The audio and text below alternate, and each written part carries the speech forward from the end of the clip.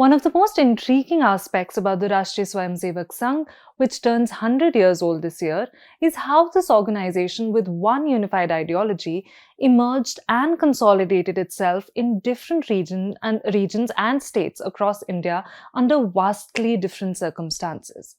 With Delhi headed to polls, we take a look at how the RSS emerged in Delhi. Because while Delhi has been a stronghold of the RSS for decades, now so for some perspective, even in 1947, Delhi had about 100 shakhas, its political wing, the Jana Sangh and now the BJP, has had a somewhat checkered electoral history in Delhi. The last time the BJP came to power in Delhi was almost 3 decades ago in 1993. In this video, we ask, how did the RSS emerge in Delhi? Why do some academics refer to Delhi as the oldest electoral stronghold of the Hindu nationalist movement? Why did Jana Sangh have a robust base in the city post-partition? And why the BJP struggles to win here despite a consistent, robust vote share? The 1947 partition irrevocably changed Delhi, hitherto a city predominantly of Rajputs, Banias and Muslims. At least 2 lakh Muslims fled Delhi. The Muslim population of Delhi fell from 33% to 6% in 1947, while about 5 lakh Hindu and Sikh refugees came to Delhi as refugees. Overnight, Delhi was a Punjabi city. By 1947, Punjabis composed almost 1/3 of the urban population of the city. It was a demographic change that was to have far-reaching consequences for the yet-to-crystallize politics of this new city. As argued by Biswajit Mohanty, a professor of political science at Delhi University's Deshbandhu College, a large number of Punjabi refugees who came to Delhi obviously needed rehabilitation, land, education, etc. In fact, the Deshbandhu College where he teaches was also provided by the government for refugees. But, Mohanty says, the suffering of the refugees could not be compensated purely materially. There was loss, trauma, anger, and a feeling of betrayal, which needed redressal. This, Mohanty says, was provided by the RSS, at least rhetorically. Of course, this does not mean that the Congress did not enjoy the support of Hindu nationalists. It did. This is especially true because of the Hindu nationalist leanings of several Congress stalwarts like Lala Lajpat Rai. Yet, there was an anger against Nehru, but Gandhi in particular, that was awaiting mass political articulation by the refugees. When Gandhi announced what was to be his last fast in 1948, demanding not just Rs 55 crores in aid for Pakistan, but also a peace pledge signed by local representatives of different communities, the anger of refugees, particularly in Delhi, was palpable. Immediately, there was a demonstration by refugees in front of the Birla House. Slogans like "Blood for Blood" and "Let Gandhi Die" filled the air. Nehru's secular politics could not cater to this desire for revenge. People needed an alternative. How the RSS emerged in Delhi is one such story. On 25th January 1948, in response to Gandhi's last fast, a large procession of 50,000 refugees was organized. But the organizers of this event were not activists of the RSS. In fact, according to political scientist Christoph Jaffrelot, Hans Raj Gupta, who was then the Pran Sangchalak of the RSS in Delhi, in fact went ahead and signed a peace pledge on behalf of Hindus to assuage Gandhi. The organizers of this procession were the Hindu Mahasabha and, more importantly, the Arya Samaj. In the 1940s, the RSS was only about 2 decades old. The Arya Samaj, on the other hand, which can be regarded as the RSS's precursor in Delhi, had been around since 1875. The Arya Samaj, a reformist movement, was essentially an organized plea to go back to the Vedas that dismissed idolatry, caste discrimination, sati, etc. as later distortions of a pure and original Hinduism. Importantly, it was the Arya Samaj which started the Shuddhi movement, which is the reconversion of former Hindus to Hinduism in Delhi and the undivided Punjab in the 1920s. Now, a large number of Punjabi refugees who came to Delhi in the aftermath of the partition were Arya Samajis, at least the Hindu ones.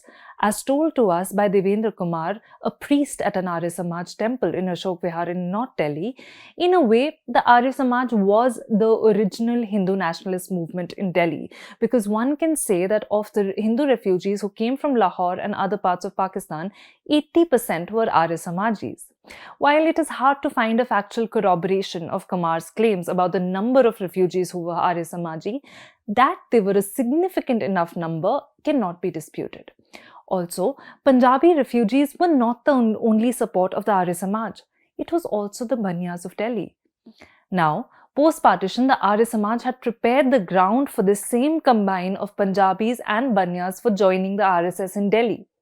The Banias were important because they were the merchant castes with the money. While the thinkers and strategists of the RSS in Delhi were from Maharashtra, like in the rest of the country, it was the city's Banias, the local rais, who acted as the financial backbone of the fledgling organization. As for the Punjabis, they were to emerge as the leaders in the RSS's political wing, the Jana Sangh, which was established in the heart of Delhi on 21st October 1951. To challenge the might of the Congress in the 1950s did not just seem difficult but also delusional for any party, says BJP Delhi's senior leader Vijay Goyal. Yet, he said, it was a group of Punjabi men, Balraj Madhok, Bhai Mahavir, Vijay Kumar Malhotra, Kedarnath Sani and Hardayal Devgan who built the party brick by brick, he said. Now, as argued by Jaffrelot, the moving spirit behind the creation of the Jana Sangh was Shyama Prasad Mukherjee, a Bengali, but his colleagues in this enterprise were either Delhi-based Hindu nationalists or refugees from Punjab. The fact that the Punjabis and Banias were both essentially merchant castes troubled by Nehru's socialism made them naturally attracted to the Jana Sangh, whose Deen Dayal Upadhyay, if you remember, was their chief spokesperson in business terms, argues Jaffrelot. Now, whatever may be the reasons, for the people of Delhi, the Jana Sangh was a clear second option from the beginning. In the first post-independence elections to the Delhi Municipal Committee in 1951, for instance, the Jana Sangh won only 7 seats as opposed to the Congress's 42 seats. Yet, in terms of voter percentage, the barely 2-month-old party polled 25% of the votes as against the 33% by the Congress. In the 1952 Assembly elections, it still performed reasonably well, taking 22% of the valid votes, making Delhi, as argued by Jaffrelot, perhaps the oldest electoral stronghold of the Hindu nationalist movement. By 1967, when the Delhi Assembly was dissolved and turned into a metropolitan council with elected members but with no legislative powers, the Jana Sangh had already come to power in Delhi, with Vijay Kumar Malhotra and L.K. Advani, both born in pre-partition Pakistan, as its chief executive councillor and chairman respectively. Within the first 2 decades of independence, the contours of Delhi's politics had been drawn. The Congress was the party of the poor sections, the lower middle classes, OBCs, Muslims and Sikhs, while the Jana Sangh was the party of the refugees, businessmen and the urban Hindu middle class. As for the RSS, the emergency, a period in which the organization was banned a second time and several of its leaders were either under arrest or underground, at least anecdotally, came as a boost for the RSS. Now consider the case of Ashok Jindal, who I met, a businessman and local RSS leader who is also an Arya Samaji.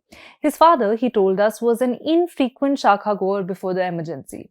A school-going Ashok at the time never showed any interest in the Shakha. But when the emergency was announced, his father, he says, was put behind bars and also had MISA, which was, in fact, the Maintenance of Internal Security Act slapped on him. That piqued Ashok's interest in the RSS. He was now going to become a lifelong member. That time, he said, more than my family, it was the RSS leaders who stood by our family. From legal aid to financial help, it all came from them, he said. Another such RSS worker responsible for providing aid to RSS-affiliated families whose earning members had been put behind bars was Ram Nivas Goyal, the current Speaker of the Delhi Assembly who left the BJP in 2013. He said, "My father and 2 brothers were also put behind bars during the emergency. The brief to me was that I should not get arrested at any cost because I had to collect money through donations and distribute it among families." According to Ashok Jindal, the emergency was a crucial period for the RSS in Delhi because even though the organization went underground, people began to get increasingly sympathetic towards it. He said, if you ask several of the workers of the RSS of my age, they became interested in the RSS because of the years of the emergency and what was being done to the organization. But it was the poor from whom the RSS and by extension the Jana Sangh or the BJP faced resistance. The Arya Samaj was always popular among the educated and so-called sophisticated communities. This, of course, Kumar, the Arya Samaj priest, told us. The Banias, Punjabis, Rajputs, Brahmins, they were attracted to the Arya Samaj, he said. This is essentially because the Arya Samaj essentially spread through education, so it could never penetrate into the lower strata of society who do not always have the sense and mannerisms of the educated, he said. The same now became true for the RSS when it took over the beacon from the Arya Samaj, he says. It is, well, a limitation most RSS workers from Delhi openly acknowledge. From the start, the RSS knew very well that it is not popular among the labourers, the workers and lower strata of society, says Ramnivas Goyal. The middle classes could come to the Shakha, but the poor had to go to work and earn. After the emergency, he said the RSS became more overtly political and realized that to have an impact on the poor, it could not rely on the Shakha model alone. From the 80s onwards, he said, it started a range of affiliates like the Seva Bharti, the Bharat Vikas Parishad, etc. to penetrate into the lower strata of society. Very slowly, the RSS indeed began to gain some currency among the poor. Yet, it was not a leniency they were willing to extend to the BJP. In fact, Goyal says, even when I used to work in the slums, people would tell me, Seva Bharti is good, but we will vote for the Congress. So the 1993 election, the last one which the BJP won, was somewhat of an exception. Remember, it came on the heels of the Ram Mandir Andolan and the demolition of the Babri Masjid in 1992. As Goyal says, that was an election when even the poor voted on Dharma. But even as the RSS sought to make inroads into the low-income groups, the BJP was growing more and more distant from them. We cannot tolerate an emergency-like situation. People are living in fear and don't know when the axe will fall on them, Vijay Kumar Malhotra, the senior Jana Sangh BJP leader, said in an interview to India Today in 2000. Ironically, it was a BJP-led government at the centre which Malhotra was indirectly referring to as responsible for an emergency-like situation. We built the BJP support base in Delhi brick by brick. It took years and plenty of patience and effort. Don't let a few bulldozers flatten that base, he pleaded. What was Malhotra talking about? As the Atal Bihari Vajpayee-led government came to power at the centre with the Delhi Development Authority under it, evictions from unauthorized colonies increased exponentially in Delhi. According to an essay titled Unsettling the City, analyzing displacement in Delhi from 1990 to 2007, published in the Economic and Political Weekly, from 93 to 98, there were 6,429 evictions in Delhi. But from 1998 to 2003, the years of the Vajpayee government at the centre, the evictions increased to over 40,000. Disgruntled flat owners, shopkeepers, even pavement dwellers thronged the offices of BJP MPs, begging them to stop. While Jagmohan, the bureaucrat turned politician who was the urban development minister under Vajpayee, did not budge, the BJP had to pay for his unrelenting desire to so-called beautify the city electorally. The BJP's image as a Shehri party got solidified during those years. There was no going back, says a senior Delhi BJP leader who requested anonymity. A lot of these unauthorized slums were inhabited by migrants who were increasingly becoming the deciding voters of Delhi. These moves made sure that these people never came with the BJP, the leader said. Within less than 2 decades, after the dramatic influx of refugees during the partition, internal migration was now quietly changing Delhi's demographic character and culture once again. According to urban demographer Véronique Dupont, the share of net migration to the total population growth in Delhi National Capital Territory was 62% for the 1961 to 71 period, 60% for the 71 to 81 period, and 50% for the 1981 to 91 period. As of 1991, most of the migrants, Dupont writes in the essay, came from the neighbouring states of Haryana, Punjab, Rajasthan and Uttar Pradesh. Migrants from UP accounted for as much as 46% of Delhi's total migrant population. As recorded by several scholars, most of these migrants were poor, Dalit or OBC. As a Shehri party, the BJP could never make inroads in these communities, the BJP leader said. They always trusted the Congress before they moved to AAP in 2013. To be sure, it is not as though that the BJP has not expanded its voter base at all. Mohanty, the political science professor, says that while the migrant population of Delhi has largely stayed away from the BJP, the educated and the middle classes beyond the original Punjabi Banias base of the party have been attracted to it. It is in fact because of them that the BJP vote share has never dropped in Delhi below 32 to 35%. In the 2020 assembly elections, in fact, the BJP vote share went up to 38%. But, as Mohanty pointed out, for the BJP to come to power in Delhi, it has to have the Jhuggi Jhopdi dwellers back it. It is a section among whom the RSS has continuously been working quietly. Whether or not that translates to votes for the BJP is purely coincidental, at least going by what RSS leaders say. You can also read my story on the same topic on ThePrint.in. Thank you so much for watching.